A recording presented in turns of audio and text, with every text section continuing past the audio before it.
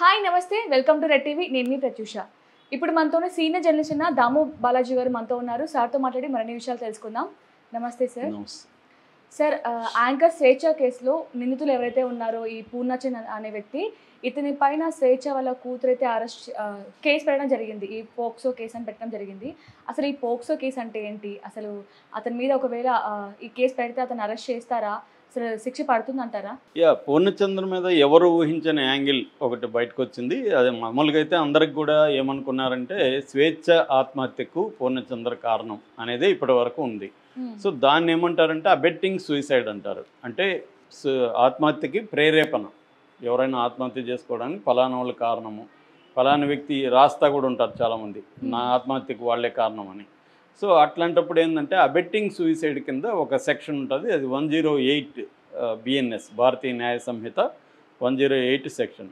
So అది వర్తిస్తుంది అని అందరూ అనుకున్నారు. కానీ ఇప్పుడు ఏమైందంటే అనూహ్యంగా పోక్సో కేసు రంగంలోకి వచ్చింది. ఈ మధ్యకాలంలో పోక్సో కేసుల మీద విపరీతంగా చర్చ జరుగుతుంది. కోర్ట్ అనే సినిమా కూడా వచ్చింది. పోక్సో కేసు అంటే protection of children from sexual offences. అంటే పిల్లలంటే మగైనా ఆడైనా, దీన్ని జనరల్ న్యూట్రల్ లా అంటారు అనమాట. అంటే కేవలం స్త్రీలకే కాదు, మగపిల్లలు కూడా 18 ఏళ్ళ లోపల మగపిల్లల్ని ఎవరైనా స్త్రీలు 18-19 ఏళ్ళ దాటిన స్త్రీలు సెక్సువల్గా అబ్యూజ్ చేస్తే వాళ్ళు కూడా ఈ కేసు పెట్టచ్చు. స్త్రీల మీద కూడా పెట్టచ్చు, కొన్నిసార్లు స్త్రీల మీద కూడా పెట్టారు.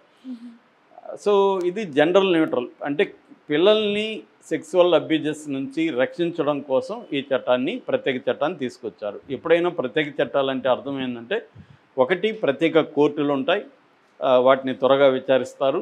రెండు, ప్రత్యేక చట్టంలో కొంత రిగరస్గా ఉంటాయి రూల్స్, అంటే త్వరగా బెయిల్ రాదు, మిగతా వాటిలో వచ్చినట్టుగా శిక్షలు కూడా కఠినంగా ఉంటాయి. అట్లాగే దీని చుట్టూ ఒక చర్చ కూడా నడిపి అవేర్నెస్ కూడా తీసుకురావాలి.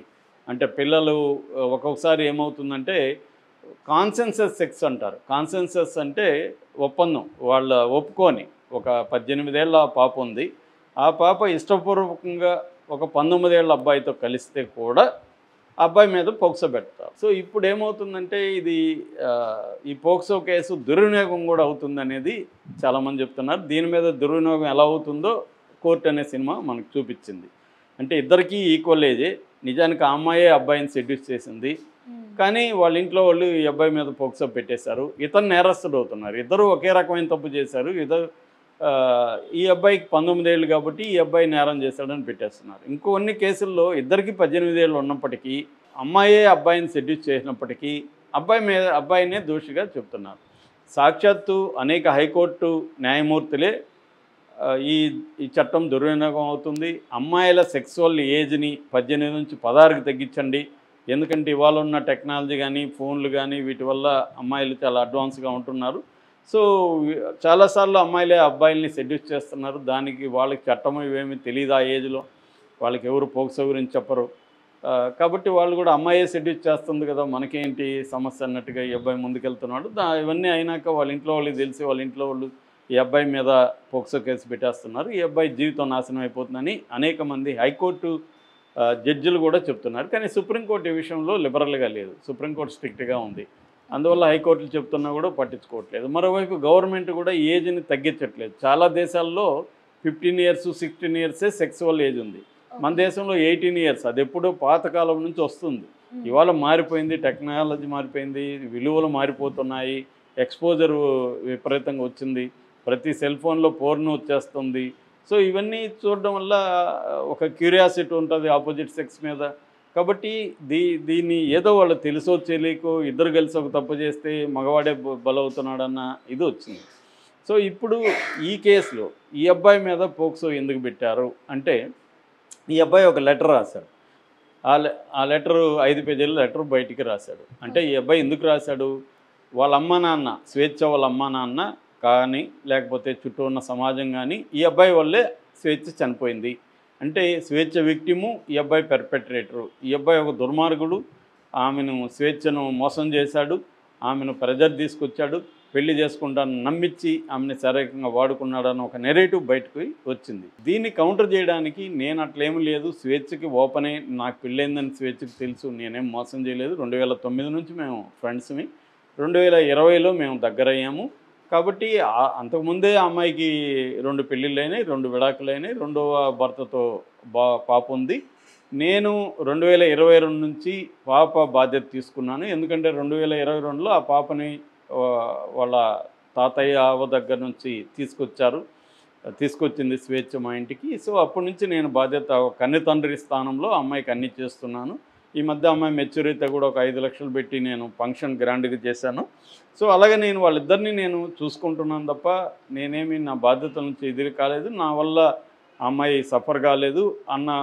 రెండోది ఏంటంటే అమ్మాయి ఆత్మహత్యకు వాళ్ళ నాన్నే కారణం. వాళ్ళ నాన్న ఒక మాట అన్నాడు. ఆ మాట ఏంటంటే ప్రతి 2 ఏళ్ళకి ఒక వ్యక్తిని తీసుకొచ్చి ఇతను మీ అల్లుడని పరిచయం చేస్తావు, దీనివల్ల నాకు తలదించుకునే పరిస్థితి ఏర్పడుతుంది.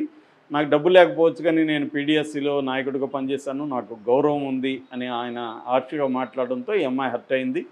సో దానివల్ల అమ్మాయి ఆత్మహత్య చేసుకుందన్న సెన్స్తో అతను లెటర్ రాశాడు. సో దీనికి కౌంటర్గా ఇప్పుడు స్వేచ్ఛ కూతురు అరణ్య రంగంలో దిగి అసలు నన్ను కూడా అబ్యూజ్ చేశాడు, అతను నన్ను కూడా బ్యాడ్ టచ్ చేశాడు కొన్ని పార్టీలు. రెండోది మా అమ్మని నన్ను కలవనీయట్లేదు, ప్రతిసారి ఎప్పుడొచ్చినా మా అమ్మ పక్కన నేను కూర్చోనీయకుండా అతను వచ్చి కూర్చొని నన్ను పక్కకు పంపించేశాడు. మా అమ్మ కూడా ఎప్పుడు చూసినా అతనితో మాటలు, అతనితో చాటింగు, గొడవ పడినా కూడా అతనితోనే చాట్ చేస్తున్నా, నన్ను పట్టించుకునేది కాదు, నన్ను పక్కన పెట్టేశారు వీళ్ళు. రెండోది మా అమ్మ ఉన్నప్పుడు ఇతను నాటకాలు చేస్తుంటాడు, డ్రామా చేస్తుంటాడు, కన్సర్న్గా ఉన్నట్టు, మా అమ్మ లేనప్పుడు వేరే విశ్వరూపం చూపిస్తాడు అన్న యాంగిల్లో అమ్మ మాట్లాడింది. సో అతని వల్లనే మా అమ్మ చనిపోయింది, అతన్ని చెప్పుతో కొట్టాలని ఉంది నాకు, అతను ఉరి తీయాలి అని ఆ అమ్మాయి చాలా మాట్లాడింది. సో ఆ అమ్మాయి కంప్లైంట్ కూడా ఇచ్చింది. ఇప్పుడు 2 రకాల కంప్లైంట్లు కాచిగూడ పోలీస్ స్టేషన్లో ఉన్నాయి. ఒకటేమో వాళ్ళ అమ్మ నాన్న పెట్టిన కంప్లైంట్. అదేంటంటే ఈ అమ్మ మా కూతుర్ని పెళ్లి చేసుకుంటానని మోసం చేసి శారీరకంగా ఉపయోగించుకున్నాడు అనేది నెంబర్ 1 కంప్లైంట్. నెంబర్ 2 మా కూతురు ఆత్మహత్యకి ఇతనే కారణం అనేది నెంబర్ 2. ఈ 2 కింద వాళ్ళు ఏం చేశారంటే బిఎన్ఎస్ భారతీయ న్యాయ సంహిత సెక్షన్ 69 పెట్టారు. 69 ప్రకారం ఎవరైనా ఫాల్స్ హామీలు ఇచ్చి ఒక అమ్మాయితో శారీరకంగా వాడుకొని దాని తర్వాత ఆ హామీని నెరవేర్చకపోతే వాళ్ళకి 10 ఏళ్ళు జైలు శిక్ష పడుతుంది. అబ్బాయి అంటే ఒక అబ్బాయి కలిసి ఉన్నారు కొద్ది రోజులు. ఆ అబ్బాయి ఏం చెప్పాడంటే నువ్వు కలిసి ఉంటే నేను కొద్ది రోజుల తర్వాత మన ఇద్దరం పెళ్లి చేసుకుందాము అని చెప్పాడు. అమ్మాయి నమ్మింది, ఇతనితో ఉంటే కొంత పెళ్లి చేసుకుంటాడని నమ్మి ఇతనితో ఉంది. కానీ అబ్బాయి పెళ్లి చేసుకోవట్లేదు, అడిగితే నేను చేసుకోను అంటున్నాడు. అప్పుడు ఈ అమ్మాయి కానీ వెళ్ళి కేసు పెడితే ఈ అబ్బాయి మీద ఈ సెక్షన్ పెడతారు 69. సో ఇది కూడా వివాదాస్పదంగా ఉంది. అంటే ఇప్పుడు వీళ్ళు అసలు హామీ ఇచ్చాడో లేదో ఎవరికి తెలుసు? ఆ అమ్మాయి చెప్తుంది హామీ ఇచ్చాడని, అసలు హామీ ఇచ్చాడో లేదో. ఇద్దరు కలిసి ఉంటున్నారు, ఇద్దరి మధ్య అనేక సమస్యలు రావచ్చు. ఆ అమ్మాయికి వేరే వాళ్ళతో అఫైర్ ఉండొచ్చు, వీడికి వేరే వాళ్ళతో అఫైర్లు ఉండొచ్చు, కంపాటబిలిటీ ఇష్యూలు ఉండొచ్చు, ఏదో కారణంతో బ్రేకప్ అయ్యారు. అప్పుడు అతనే ఎందుకు నిందితుడు అవ్వాలి అన్న 10 ఏళ్ళు జైలు శిక్ష అంటే దారుణం కదా అనే వాళ్ళు కూడా ఉన్నారు. ఇదేంటంటే స్త్రీలను ప్రొటెక్ట్ చేయాలన్న ఉద్దేశంతో ఈ చట్టం తీసుకొచ్చారు. ఎందుకంటే ప్రధానంగా స్త్రీలు కూడా క్రైమ్ చేస్తున్నారు, లేదని లేదు, స్త్రీలు కూడా భర్తలను చంపేస్తున్నారు, రకరకాలు జరుగుతున్నాయి. కానీ ఓవరాల్ క్రైమ్ రేట్ చూసుకున్నప్పుడు మనం స్టాటిస్టికల్గా మొత్తం క్రైమ్లో స్త్రీలు చేసే క్రైమ్ ఓన్లీ 6% మాత్రమే ఉంది. మిగతా అంతా 94% మగవాళ్ళు చేసే క్రైమే ఉంది. కాబట్టి ఇప్పటికి కూడా స్త్రీల పురుషుల బాధితులు ఎవరంటే స్త్రీలే బాధితులు ప్రధానంగా. కాకపోతే మీడియా ఒక స్త్రీ క్రైమ్ చేస్తే విపరీతంగా చూపిస్తుంది, మగవాడి క్రైమ్ చేస్తే తక్కువ చేసి చూపిస్తుంది. ఎందుకంటే స్త్రీల క్రైమ్ పెరుగుతుందన్న ఒక నెరేటివ్ బలంగా వెళ్ళిపోతుంది. కానీ డేటా తప్పు చెప్పదు కదా, డేటా చూస్తే స్త్రీల క్రైమ్ చాలా తక్కువగా ఉంది. కాబట్టి ఈ చట్టం తీసుకొచ్చారు, అందుకని ఇతని మీద అది పెట్టారు. రెండవదేమో అబెట్టింగ్ సూసైడ్ 108. అది అంటే ఈ అమ్మాయి ఆత్మహత్యకు అతను ప్రేరేపించాడు అని. ఎందుకంటే అతనే కన్ఫెస్ చేసినట్టుగా కూడా ఏసీపీ రమేష్ కుమార్ చెప్తున్నాడు. అతనే మొత్తం ఒప్పుకునేశాడు, నా వల్లనే అమ్మాయి చనిపోయింది, నేను అమ్మాయిని బెదిరించాను కూడా. మొన్న అరుణాచలం వెళ్ళి వస్తుంటే ఒక డాబాలో మేము ఆగినప్పుడు ఆ అమ్మాయి మళ్ళీ పెళ్లి చేసుకోమంటే నేను బెదిరించాను, నువ్వు నన్ను ఏమీ చేసుకోలేవు, నా వెనక జోగని సంతోష్ కుమార్ ఉన్నారు, రాజకీయ నాయకులు ఉన్నారు, సో నన్ను నువ్వేమి చేయలేవు అని నేను బెదిరించాను.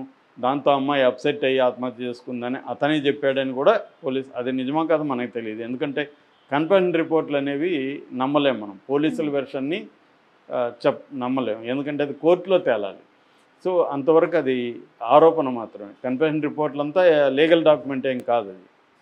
అది ఓన్లీ ప్రవేశపెట్టడానికి కోర్టులో కానీ రేపు జడ్జి అడుగుతారు ఈ కన్ఫైన్ రిపోర్టు నువ్వు వాలంటరీగా ఇచ్చావంటే ఆ అబ్బాయి నేను ఇవ్వలేదు సార్ నన్ను భయపెట్టి వాళ్ళు ఏదో రాసుకొని సంతకం పెట్టమన్నారు పెట్టకపోతే మీ ఇంట్లో వాళ్ళని కూడా అరెస్ట్ చేస్తూ ఉన్నారు నేను పెట్టానని చెప్తాడు. సో కాబట్టి అక్కడ చెల్లదు ఇది కోర్టులో. కాకపోతే ఇప్పుడు పబ్లిక్లోకి దీన్ని తీసుకొస్తున్నారు కన్ఫైన్ రిపోర్ట్ అని. సో దీంట్లో రాజకీయ కోణం కూడా ఉంది. నేను దాని మీద సపరేట్ వీడియో కూడా చేశాను. ఏదేమైనా పోక్సో కేసు వల్ల ఈ అబ్బాయికి అయితే బెయిల్ త్వరగా రాదు. అందుకని ఇప్పుడు అతను వాళ్ళ భార్య స్వప్నాన్ని రంగంలో దించి వాళ్ళ భార్య చేత ఒక వీడియో చేయించాడు. మార్నింగ్ నుంచి అది వైరల్ అవుతుంది. పూర్ణచంద్ర భార్య స్వప్న, అది దాని మీద కూడా నేను ఆల్రెడీ మాట్లాడాను. సో ఆమె అసలు స్వేచ్ఛని బ్లాక్మెయిల్ చేసింది, నన్ను కూడా టార్చర్ పెట్టింది. అరణ్యాన్ని బిడ్డలాగా చూసుకున్నాడు నా హస్బెండ్ ఆమె చెప్తున్నంత దుర్మార్గుడు కాదు. ఆ అమ్మాయికి మరి ఎవరు చెప్పిస్తున్నారు ఇది కరెక్ట్ కాదు, నా హస్బెండ్కి నాకు నా ఫ్యామిలీకి అన్యాయం జరిగింది, ఇప్పుడు నా బిడ్డల పరిస్థితి ఏంటి, నా పరిస్థితి ఏంటని ఆమె మాట్లాడుతుంది. అంటే ఇక్కడ ఇద్దరు స్త్రీలు విక్టిమ్ అయ్యారు. ఒక అమ్మాయి తన జీవితమే పోయింది, ఇంకొక అమ్మాయి తన జీవితం కూడా ఇబ్బందుల్లోకి వెళ్ళిపోయింది, బిడ్డల పరిస్థితి. అతను కూడా బాపుకుని అతను జైలుకి వెళ్ళాడు. సో ఇదేంటంటే ఎవరినో ఒకరిని మనం ఇతను దోషి ఈమె విక్టిము అని చెప్పేయడం సులభం, ఈజీ. ఎందుకంటే మనకు అన్నిటి కూడా ఈజీ సొల్యూషన్స్, ఈజీ సైడ్స్ కావాలి. ఏదో ఒక సైడ్ తీసుకునేస్తే మనకు కంఫర్టబుల్గా ఉంటుంది. కాంప్లెక్స్ ఇష్యూని కాంప్లెక్స్గా చూడడం అనేది మనకు అలవాట్లేదు. సింప్లిఫై చేసేసి ఈమె విక్టిము అతనేది. మగవాళ్ళందరూ పెర్పెట్రేటర్స్, ఆడవాళ్ళందరూ విక్టిమ్స్. ముస్లిమ్స్ అందరూ పెర్పెట్రేటర్స్, హిందువులందరూ రివర్స్. ముస్లిమ్స్ విక్టిమ్స్, హిందువులందరూ పెర్పెట్రేటర్స్. దళితులందరూ విక్టిమ్స్, అప్పర్ కాస్ట్ పెర్పెట్రేటర్స్. ఇలా ఒక పారామెట్రిక్ దీన్ని తీసుకొచ్చేస్తాం మనం ఈజీగా. కానీ ప్రతి సందర్భంలో అలా ఉండదు. ఒక్కోసారి స్త్రీలు కూడా ఇప్పుడు ఈ అమ్మాయి డైనమిజం ఉంది, నాలెడ్జ్ ఉంది, తర్వాత ఉద్యమాల్లో పనిచేసింది. ఈ అమ్మాయి ఎందుకు ఒక పెళ్ళైన అతన్ని ప్రెజర్ చేయాల్సిన అవసరం ఉంది? ఆ అమ్మాయి సొంతంగా ఉండలేందా? అబ్బాయి లేకపోతే బతకలేందా? ఎందుకు ఆ అబ్బాయి మీద అంతగా డిపెండ్ అయిపోయింది? వాళ్ళ పాప చెప్పేదాన్ని బట్టి కూడా అతనితో గొడవ వచ్చినా కూడా అతనితోనే చాట్ చేస్తుంటుందని నన్ను పట్టించుకోవట్లేదంటే తనకు కూడా ఇష్యూస్ ఉన్నాయి, ఇబ్బందులు ఉన్నాయి, తను డీల్ చేయడంలో ప్రాబ్లం ఉంది, తనకు సపోర్ట్ సిస్టమ్స్ లేవు. అంటే మనకు పబ్లిక్ లైఫ్లో చాలామంది పరిచయాలు ఉంటారు కానీ ఆ మధ్య ఒక కవి చదివిన 100 గంటల సెల్ ఫోన్ సంభాషణల తర్వాత నీకు నువ్వే మిగులుతావు, నీకు నువ్వే దొరుకుతావు. అంటే మనకు ఉన్నట్టే ఉంటారు, మనం అందరితో మాట్లాడుతూనే ఉంటాం కానీ ఫైనల్గా మనకి లోన్లీనెస్ ఉంటుంది, మనం షేర్ చేసుకోలేము. ఒక్కోసారి ఏంటంటే అనుభవం వచ్చేసరికి ఓ హెన్రీ స్టేట్మెంట్ ఉంటుంది, అనుభవం అనే దువ్వెన చేతికి దొరికేసరికి జీవితం పడతాలు అవుతుందని. అంటే నీకు అనుభవం దొరుకుతుంది కానీ ఆ దువ్వెన నీకు ఉపయోగపడదు. సో అలాగా ఎవరు వేరే వాళ్ళు చెప్తే వినరు. వాళ్ళ ఈఎంఐ గురించి మొన్న కూడా ఒక ఫ్రెండ్ కలిసి మా వాళ్ళు కూడా చెప్పారు, ఆ అమ్మాయికి నువ్వు ఎందుకమ్మా పెళ్ళైనతో ఇదవుతావు, నీకు ఎప్పటికైనా ఇబ్బంది అని చెప్పారు.